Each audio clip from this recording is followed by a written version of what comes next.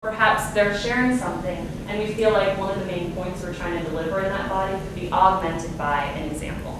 We're not just giving stories for story's sake. We're not making it about us. We're trying to make it about that person's learning and growth. So, for example, if I'm talking to people about communication, one of the stories I often share with regard to my point about limiting beliefs is one of my own limiting beliefs, to show I'm not some guru who's got all the answers. Wish that were the case.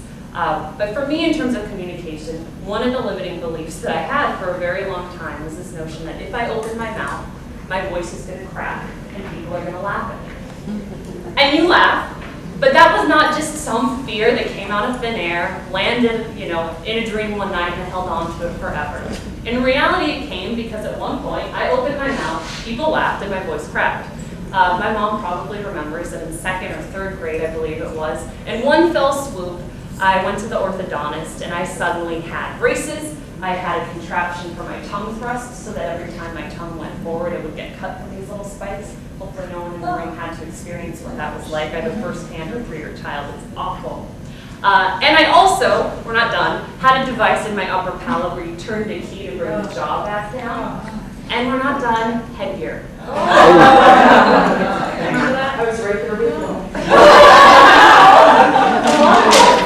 Awful. Well, the next day I had to go to school, and I had to give a current events presentation. So you can imagine what happened.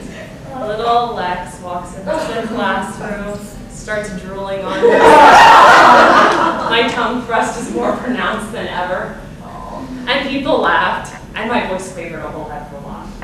Now I share that not just to relive what's still okay, but rather to suggest that each time I opened my mouth for years, my voice would quaver. And I would go back to that same place that when that happens, everyone's judging me. They see that kid with headgear on. And of course it got in the way of me being able to share the powerful message I had with other people. It really took some hard and smart work to reframe that to, I have a powerful message and I have a responsibility to share it with others. To realize that when I open my mouth, whether I'm talking about my business, I'm talking about empowering women or some other belief I have and hold dear, not about me. Sure, I'm talking, but ultimately it's about my message. And it's about that connection that that message has with the person I'm speaking with.